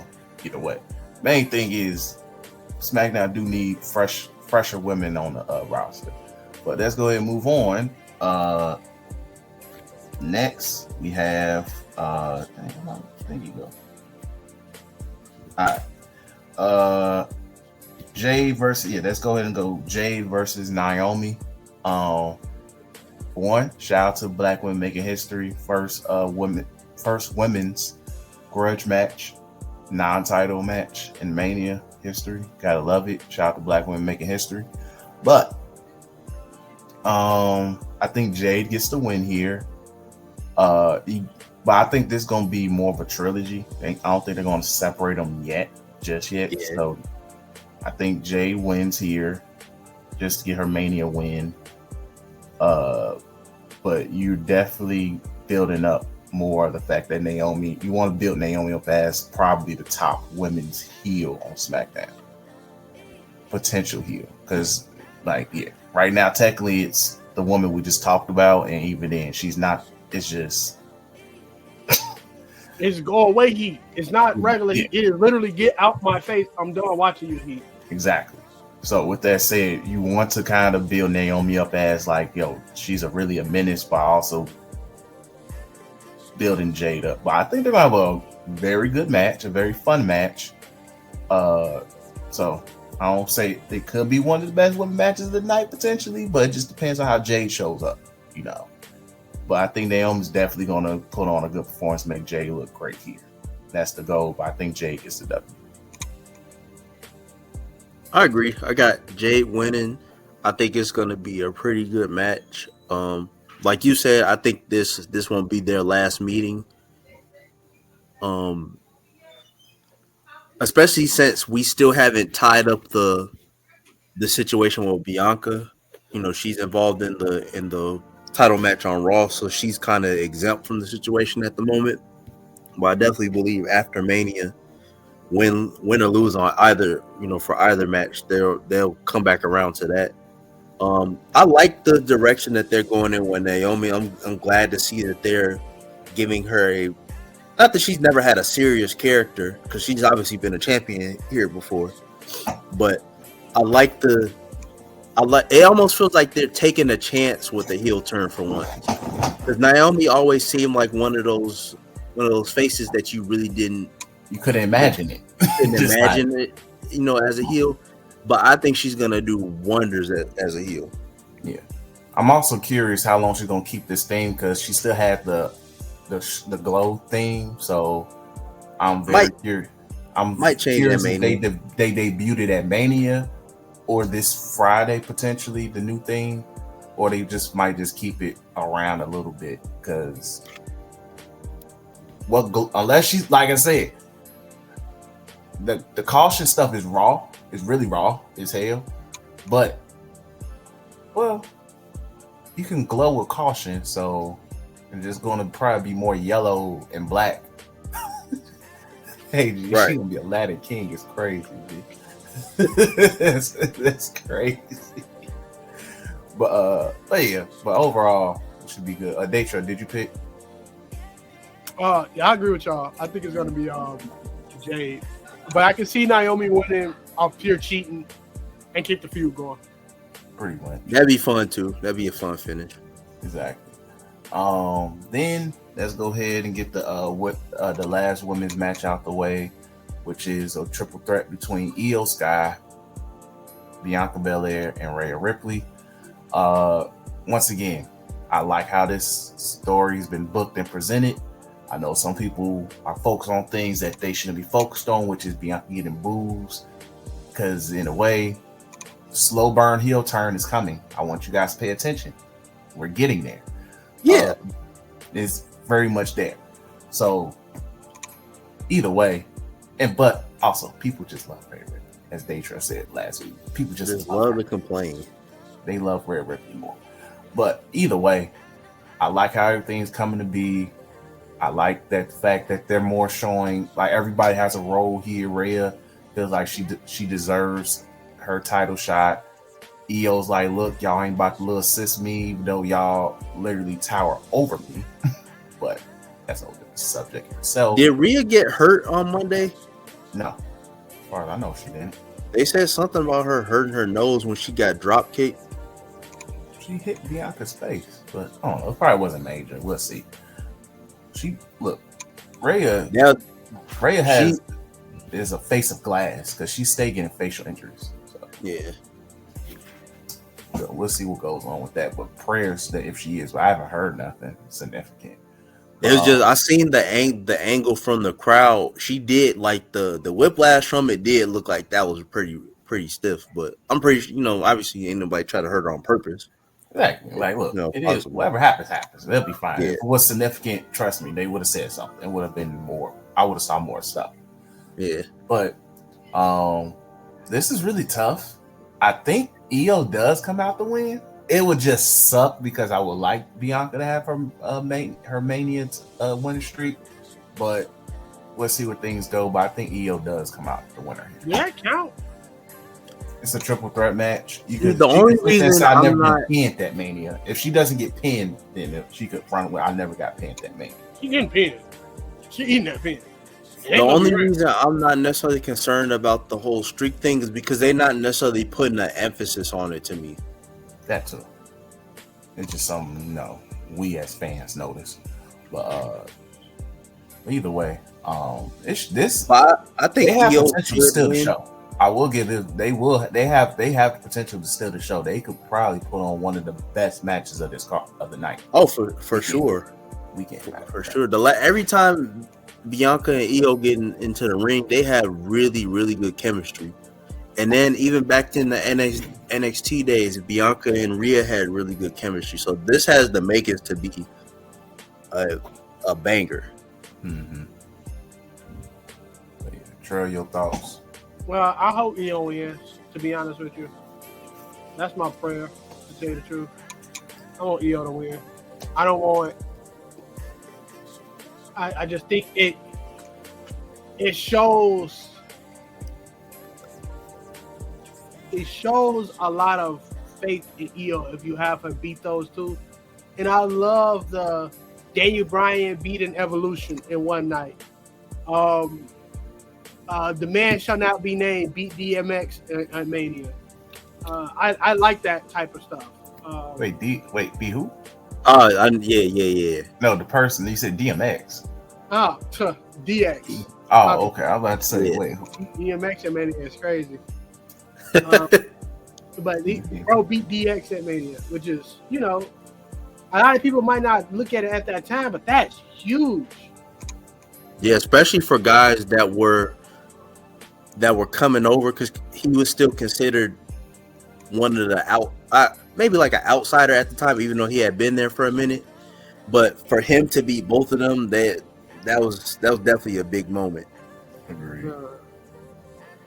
So I would like to see EO have that. You beat the two biggest women stars. Dang near. I think that even more solidifies EO as, I think they already see her as one of the top women's faces in the company, but I think that like legacy wise, like that does something like big for her. It does something crazy for her character, because it just makes her seem like, when we look back at this time on, Raw, it makes it seem like EO was just that woman. Now, a lot of people say EO been in the back burner in this feud. I don't feel that way. I exactly see the story that they're trying to tell. Yeah. I see it. I I see it. So Yeah. a lot of people Yes, have it does give resemblance of that guy and DX. Yeah, it just difference is she's holding the belt. So I definitely see it, but I feel like she's even like showing that she's on par. Like people love ELG. People love her. Yeah, like I don't see no reason why she shouldn't win. I think Bianca losing helps drive her further into the slow burn and this heel turn for her. I think this loss for Rhea kind of is a reset. Mm-hmm. I think this would be a good way to reset for her character. It don't have to be like anything like super drastic, but I think she definitely needs a change in direction. As far as we know that you're the big, strong, toughest of them all. But like she's been booked like for the past couple of years as this super dominant force, where it's like, all right, we gotta turn the needle down just a little bit, just to.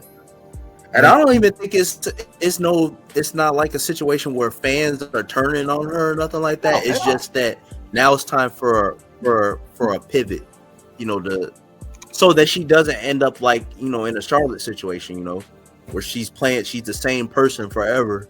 And then eventually you do start getting that resentment from the crowd. Pretty much. But yeah, let's go ahead, move on. All right, to wrap up the rest of the remaining men's matches. As I said last week on the pod, this is opening up night 1, maybe night 2 of Mania. So I want you guys to be ready. We got Jay versus Gunther, G. It's opening up night 1 or 2. Probably night 2, man. So you don't do the big titles on the same card. They did it last year. That was different.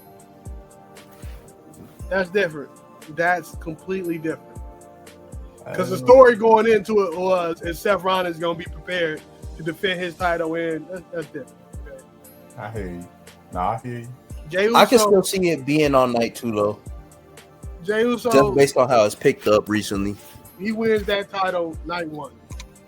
He And probably opening night 1. 9 times out of 10 he go before or after the women's match. 9 times out of 10. That man opening. The opening, G, and they got 5 minutes to sweep it up.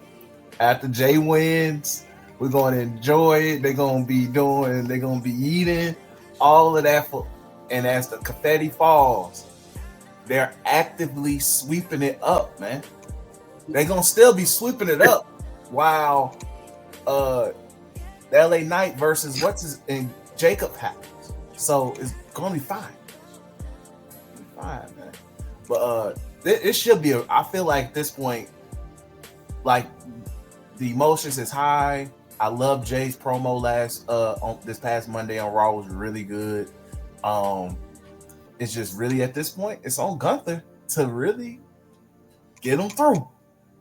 Get him through this match. It's gonna be a 20-minute match, maybe 25. Get us through 25 minutes of Jey Uso, man. If Gunther does it and give us a solid 3.5, a trade 5-star match, Gunther's our GOAT forever, G. Honored. And also shout out to your new contract, G. Shout out to you, man. You new company. Man, so I got a bus. Yeah. So, but I got Jay winning though. Overall, Jay should be winning that belt, but he's opening. They got 5-7 minutes to sweep up that confetti, G, before Chad Gable versus Rey Mysterio takes place. So.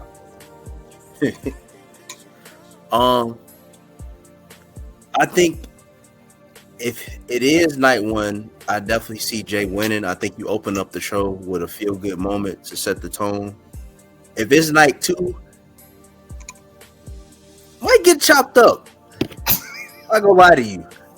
Nothing might really be like, yeah, you ain't getting this. You're not getting this one. Let me keep it a bean. Night 2 is curtains. I ain't gonna hold you. Night 2 is curtains. Put you in the same room with your brother. No, oh God. Night 2 is curtains. Dang, it's Chop City, bro. No, but I do think that the way it's picked up, I do think that. I think for one, like shout out to Jay. I really do think that he's going to put forth like probably his greatest effort like ever. I think he's going to put on a match just as much as we think Gunther's going to put on a match. It's going to be a really good fight. And to be honest, him winning, like I'm still like I'm all for his storyline, for this like to complete his this main event character for him. Like I'm all for it. Agree. Trail. Yeah, I agree with Tyler. I think this is Jey Uso's time. As much as I used to talk crap, my do-rag sliding off. As much as I used to talk crap about Jey, before he won the Rumble, it's time. It's really what it's all been leading up to. Is Jey finally being able to become a champion? And no matter how long that title reign be, it's going to be a feel-good moment for Jey, his family, and we finally get Rikishi off of Twitter. So, please, it's a win-win all around. Please, I ain't gonna hold you. He win that belt, Rikishi. He finna turn it up a notch. He finna get real ignorant. Get real ignorant, all right, bro. All right, man. What I was about to say, no man, I ain't gonna say nothing. I don't need no nigga size refrigerators knocking on my door. I don't even want to know what an Indiana Samoan look like, bro. I'm just it's a wrap. Hey man, ain't it too cold out here for y'all? He gonna have on shorts and sandals. Y'all like the doorstep. Uranagi through the kitchen table is gonna be nasty. Yeah, bro. I'm Gucci. I ain't trying to. Indiana Samoan is insane. I'm gonna keep that joke where it was gonna be at. It was definitely a Yokozuna joke though. But next match. All right, next match. So night one main event. Triple threat match. CM Punk, Roman Reigns, and Seth Rollins. Once again, things is getting very beautiful with this feud. We already got confirmed on what the favor is, which is Paul Heyman will be at CM Punk's corner, which we're not surprised by. Shout out to that. Now, what Seth Rollins did last week was hilarious. Told that man, I saved your life. Now you owe me a favor. It's hilarious as hell. That was extremely hilarious. And also, shout out to our tribal chief with that epic sell of GTS a couple weeks ago too. That was very hilarious as well too. Shout out to tribal chief. Yeah, I think you know what, y'all tell y'all predictions first. All right, Tyler, you go first, and I'll go.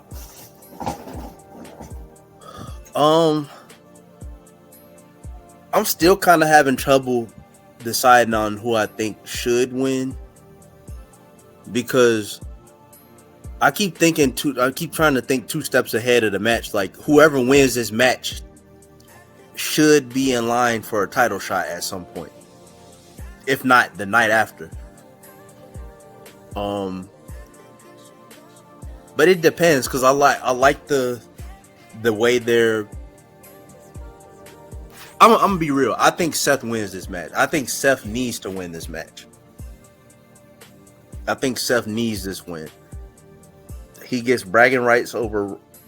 He still has bragging rights over Roman, because Roman has never beat him in a one-on-one match, a triple threat match, none of that. He gets bragging rights over. Well, he gets to even the score with Punk.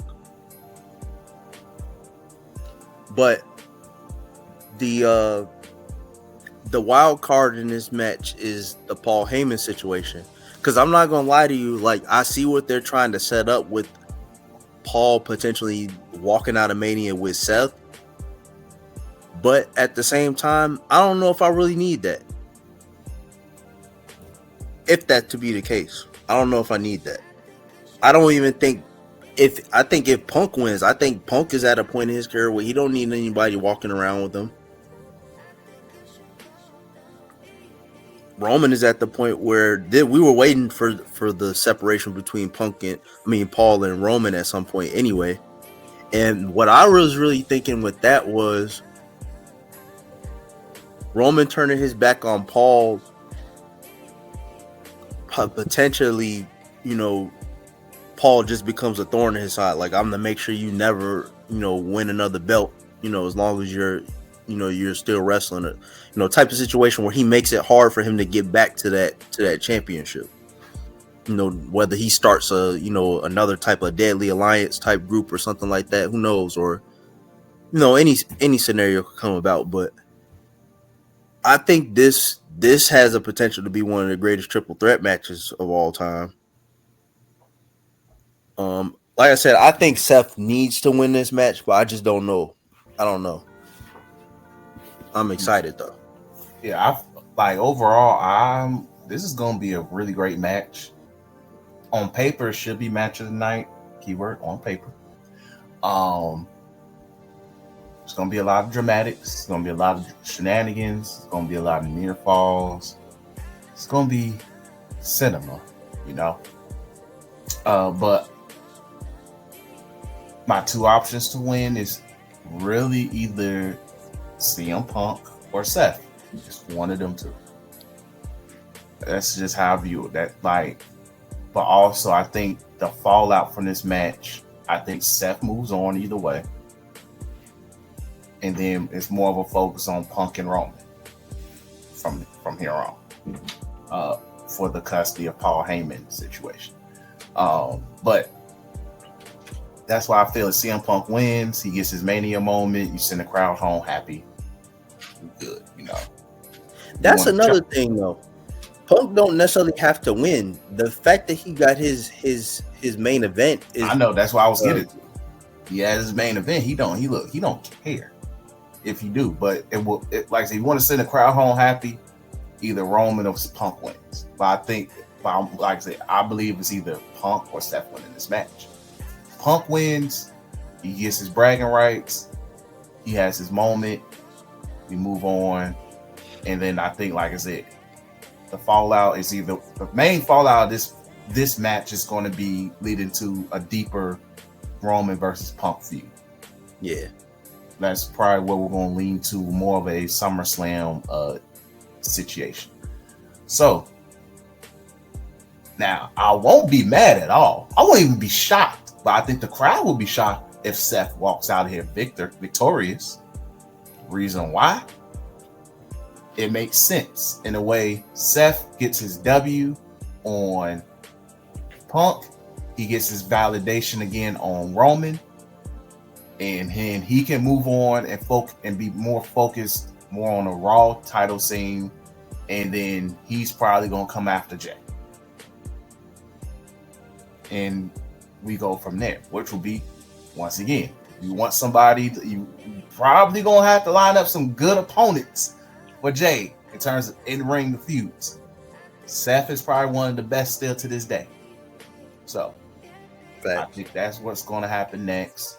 But I'm leaning more towards Punk winning than necessary Seth. Seth could lose and still move on. He's probably the one to eat the pin. I think so. When it comes to that, because the shocker would be if Roman wins. If Roman wins, I would be shocked. But I think let's say Roman's not winning, right? Whoever loses the match between Punk and Seth is gonna be the one to go into a feud with Roman, I believe. I think it could be, if Seth loses, I definitely think him and Roman, it's time for them to have like a full-fledged feud, like a long-term feud. I don't think they've had like one that lasts longer than 2 months. Translation of wrap this shit up for you. Like, hey, look. Yeah, because I think I've kind of been waiting for them to really get into the thick of it. Because at one point we were really looking towards a Seth and Roman feud that could have been like on the level of Shawn Michaels and Triple H back in 2002. I thought that was happening like mid-pandemic. It had the potential. It definitely did. But on the flip side, CM Punk and Roman got to duke it out. There's more than enough storyline between them two for you to have a solid couple month feud between them. Yeah. But Trail.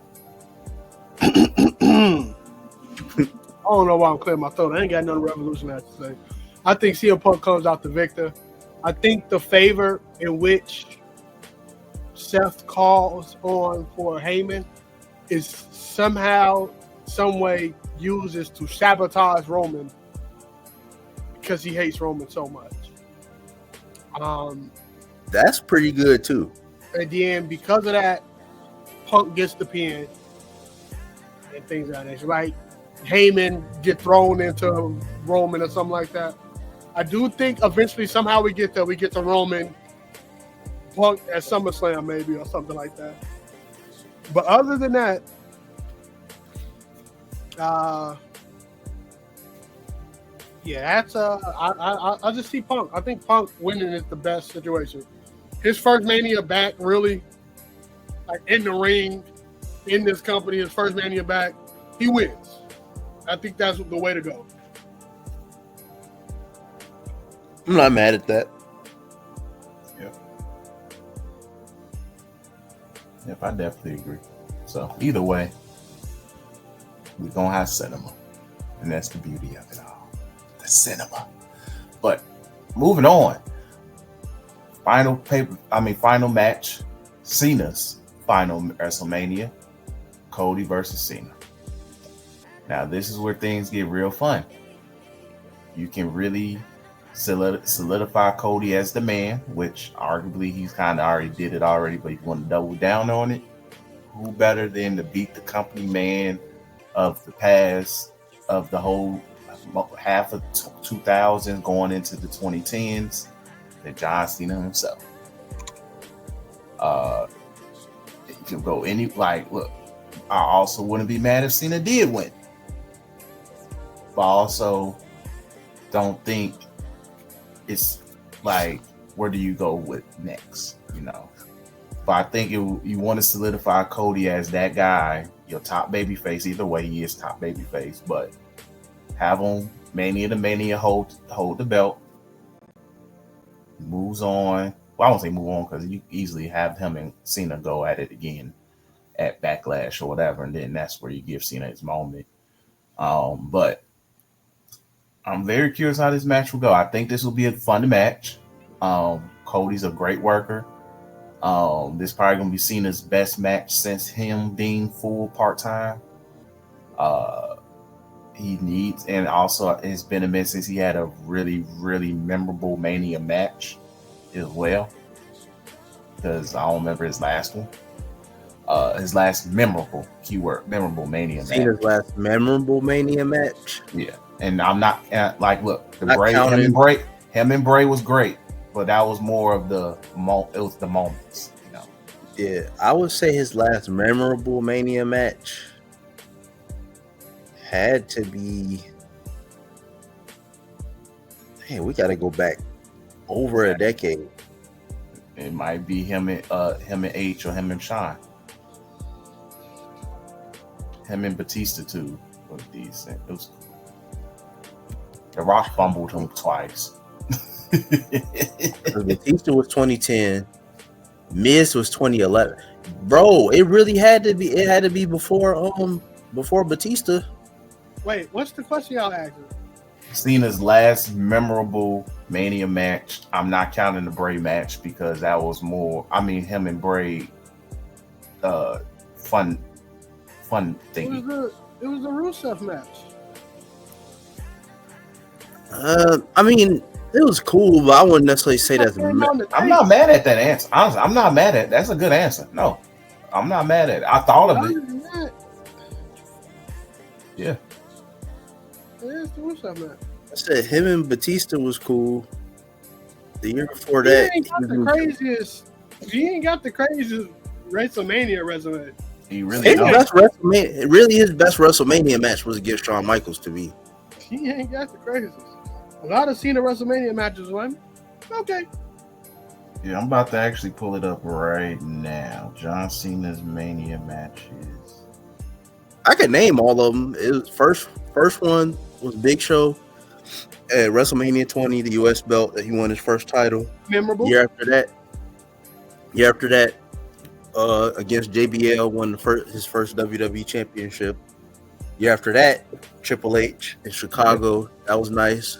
Year after that, Shawn Michaels. Like I said, I think that's his best WrestleMania match. Year after that, it was Triple Threat against Orton and Triple H. That was pretty good match. After that, another Triple Threat, Edge and Big Show.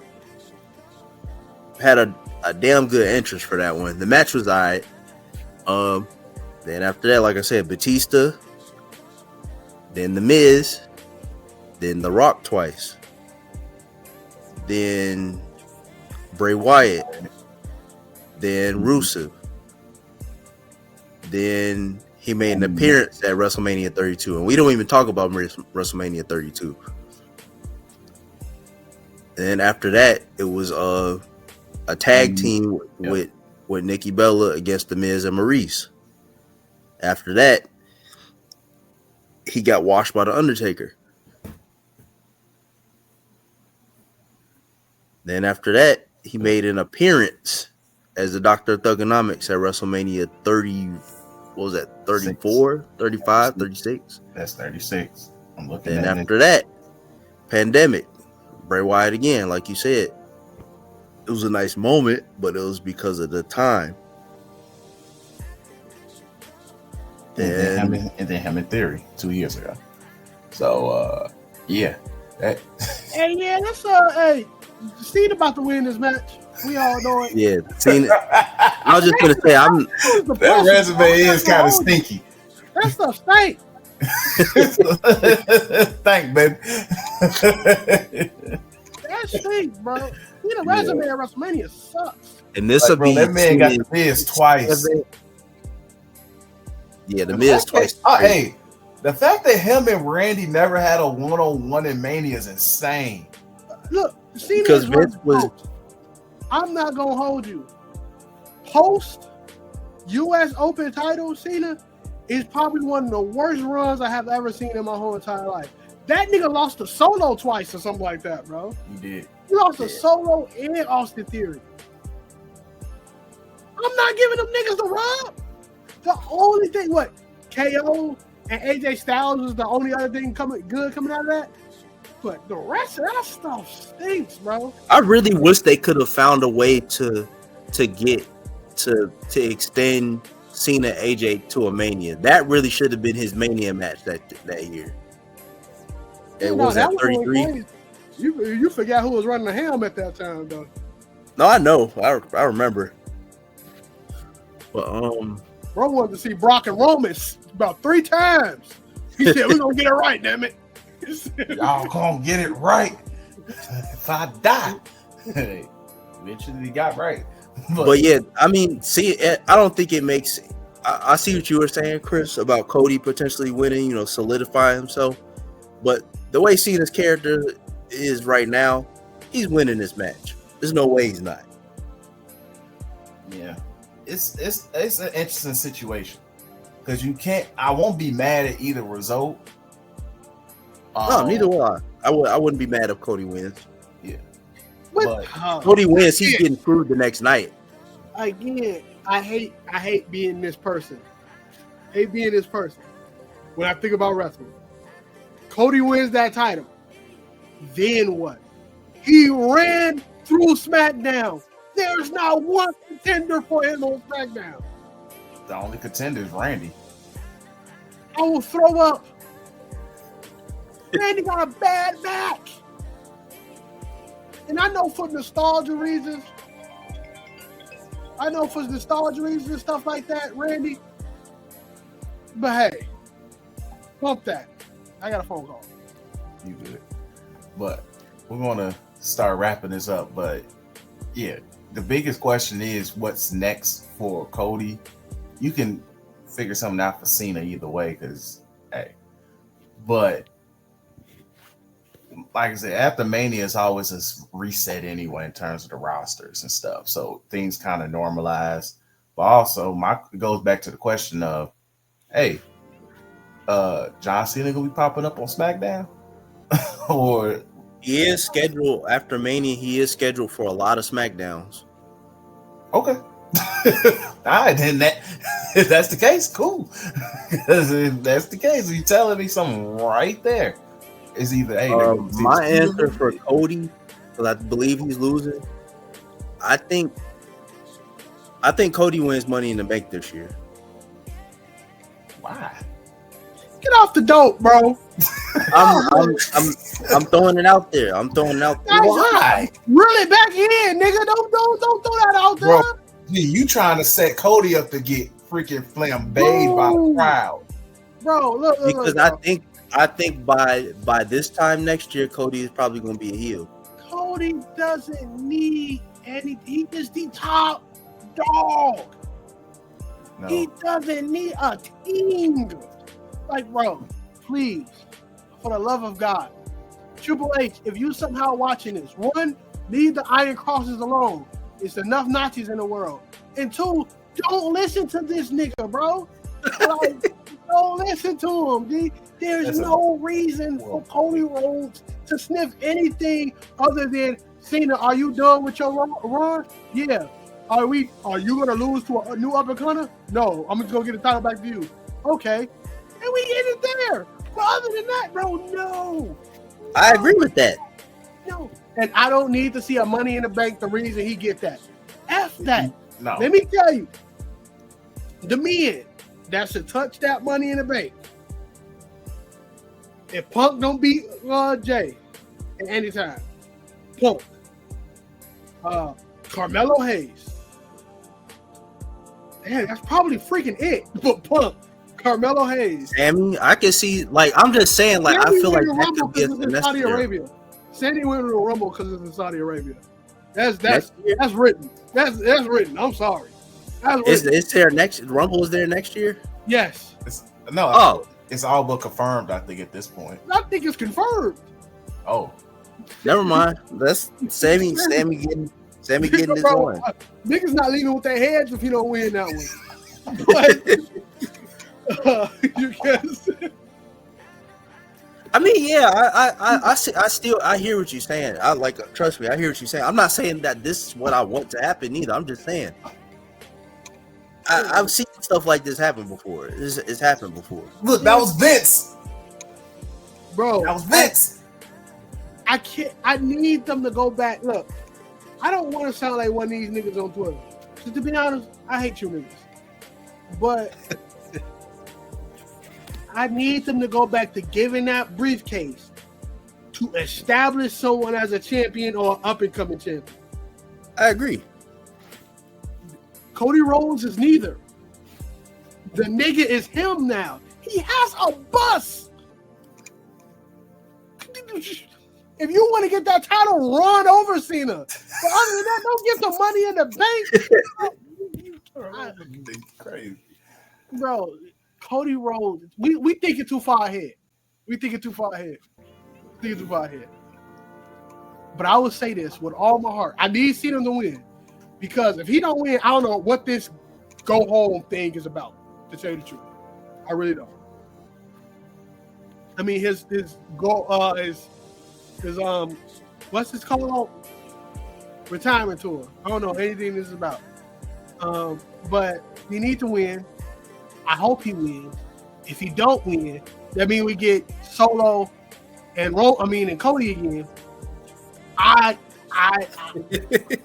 I don't want to tell you niggas what I'm gonna do, but I'm gonna do something. Nobody's gonna like it. Okay, that might be the straw that breaks the camel's back. I might be watching AEW on a weekly basis, and not. He's not. You probably go on a wrestling ban. Bro, look, if I see Solo Sikoa near any belt that don't say NXT on there, actually take Solo to Evolve. Put that nigga on Tubi. Put that nigga Solo on Tubi, bro. Put him on Tubi. Tubi Solo is crazy. Make that nigga a WWE ID nigga, bro. Yo, he trying to demote this man to the max. Man, this nigga sucks. It's crazy. I don't even know how we got there, but let's wrap this up, man. We almost at the 2-hour mark, so we're trying to wrap this up now so we can make editing easy. But with that said, this should be a great Mania. Yeah, we got 5 minutes. So this should be a great Mania. So you guys definitely enjoy it. If Randy Orton makes this card, let's pray we get him versus Aleister Black, and Aleister Black kicks the freaking head off. Oh yeah, that's what I was forgetting. We're not going to spend too much time on it. We only got 5 minutes, but that's all we're going to. Aleister Black, my nigga. There's a general manager on SmackDown who about to take that spot. Cool. I'm not mad at that neither. Hey, but either way, whatever happens if Randy Orton still makes this card. But I would like the Aleister Black theme song. Like I would stand at that moment. But anyway, moving on. Thanks for watching. Listen as always. Like, comment, subscribe on the YouTube channel. Share with your people, whatever platform you listen to us on. Apple Pod, Google, Spotify. Let people know you rock with us. Share. Check out the TikTok page, You Tweaking Media on there. And of course, follow us on Twitter at 3sfromtheRing. Check out this past week's episode of Attack on Culture. Talk about the Switch 2 and how Terrace is about to run damage to the gaming community and probably other things. But with that said, you guys be smooth, say your dollars, and God bless. Peace. Deuces.